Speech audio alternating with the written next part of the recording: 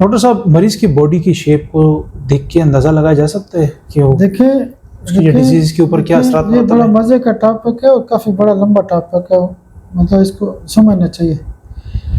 Body से पता चलता है ये मर्दा मोटा है पतला है।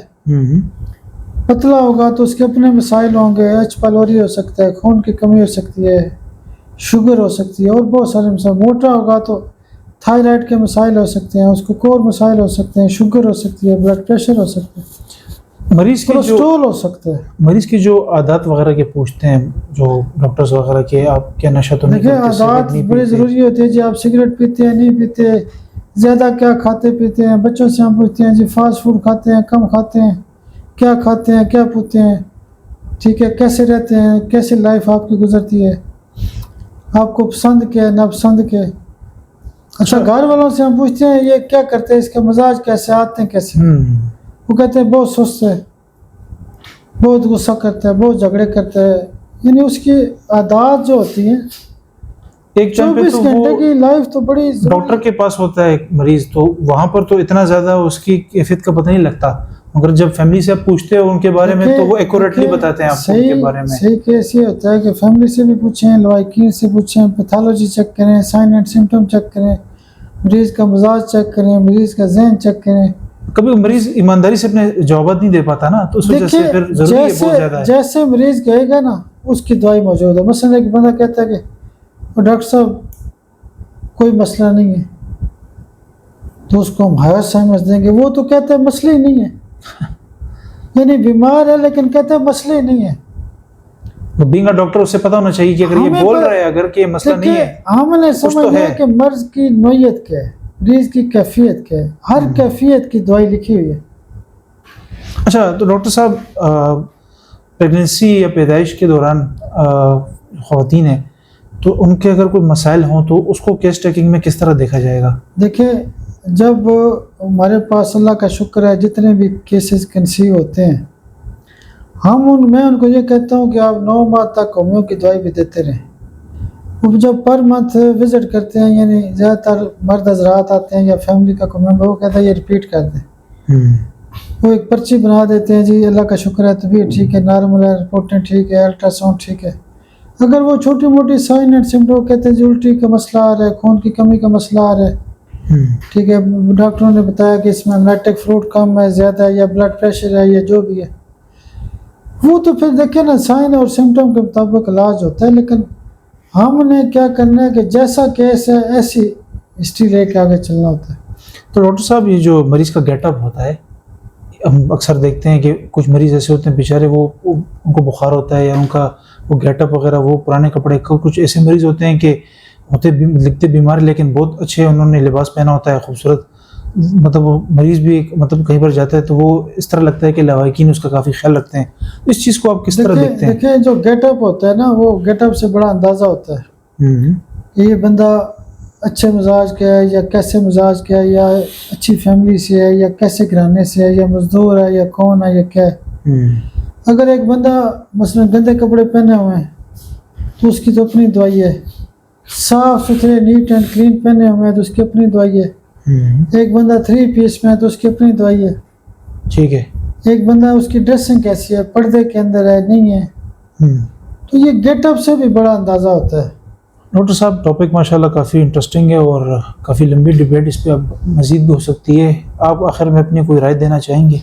देखिए, पहली बात तो ये है कि ये टॉपिक लंबा है, इसके ऊपर मेरे ख्याल में एक आध हमें और करना पड़ेगा इंशाल्लाह ज़रूर। तो असल में ये बेसिकली ना रोज़ाना लोग हमें सवाल करते हैं कि ये केस टेकिंग कैसे होगी, क्या होगा। देखिए, जब तक अंडरस्टैंडिंग ठीक नहीं होगी, देखिए आपने देखा होगा कि कोर्ट में केस जाता है तो उसके भी सवाल जवाब होते हैं। वो पहले अंडरस्टैंडिंग की जाती है, गोलियाँ डाली जाती हैं, उस पर फैसला किया डेवलप करते हैं एक चीज़ को। तो डॉक्टर का भी ये होता है कि वो भी पूरे क्वेश्चन करते हैं, चीज़ें देखते हैं, गवाही देखते हैं, मरीज लवाकिन से पूछते हैं, रिपोर्टों का देखते हैं, जजमेंट देखते हैं, फिजिकल देखते हैं, पहले उसकी क्या हालत थी, मतलब हर चीज़ को वो मैच करता है। तो इंशाल्लाह इसके ऊपर ये है कि आप मतलब यानी डॉक्टर के लिए भी मैसेज है और मरीज़ के लिए भी मैसेज है। बिल्कुल, डॉक्टर साहबान के लिए मैसेज है कि केस टेकिंग तवज्जो से की जाए, मरीज़ को सिक्रेसी में उठाया जाए, अच्छा, केस टेकिंग का ये भी बड़ा मसला है, सीक्रेसी। अगर मतलब है कि ये ओपन डॉक्टर ने क्लिनिक खोला हुआ है कि मरीज भी उधर बैठे हुए हैं और चेकअप भी वहीं हो रहा अलग कमरा नहीं होता, उससे बड़े मसाइल होते हैं। है। जी बिल्कुल। सिक्रेसी को भी मेंटेन किया जाए और फैमिली से पूरे क्वेश्चन किया जाए, ऑब्जर्वेशन की जाए, उसका फॉलो अप किया जाए। फिर मरीज को भी चाहिए कि कोई चीज़ छुपाए नहीं। अगर वो छुपाएगा तो क्या होगा, उससे उसका नुकसान होना है। और अब मैं कई दफ़ा क्वेश्चन करता हूँ कि आपका बड़ा मसला क्या है, कहते हैं जी ये बड़ा मसला। फिर मैं कहता हूँ कि ऐसा कोई क्वेश्चन बताएं जो अभी तक नहीं बताया। ये आखिरी क्वेश्चन ये भी होता है। वो कहते हैं हाँ डॉक्टर साहब एक चीज़ रह गई थी। तो मैं कहता हूँ कि मतलब कि हिस्ट्री यानी आप उससे एक एक सवाल करें, देखें अच्छा दूसरा मरीज़ की सिक्रेसी मेंटेन करें। अगर वो बेचारा कोई बता ही रहा है तो उसका ये मतलब नहीं है। सेक्सुअल डिजीजेस के बहुत ज़्यादा केसेस होते हैं जिसमें मुझे बहुत सारे लोग कहते हैं कि डॉक्टर साहब आप जब वीडियो लगाते हैं तो आपके क्लिनिक के अंदर खाली वीडियो चलती है। तो मैं उनको कहता हूँ बेसिकली मेरा जो सब्जेक्ट है वो बांझपन के वाले से सेक्स के केसेस आते हैं, ठीक है, और बहुत सारे केसेस आते हैं। कोई कहता है मेरा शादी का मसला, क्योंकि माशरे में बातों को बहुत शादी कोर्स दें, मजाक समझा जाता है बच्चे ना। पैदा नहीं हो रहे, कोई कुछ कहता है, कोई कुछ कहता है।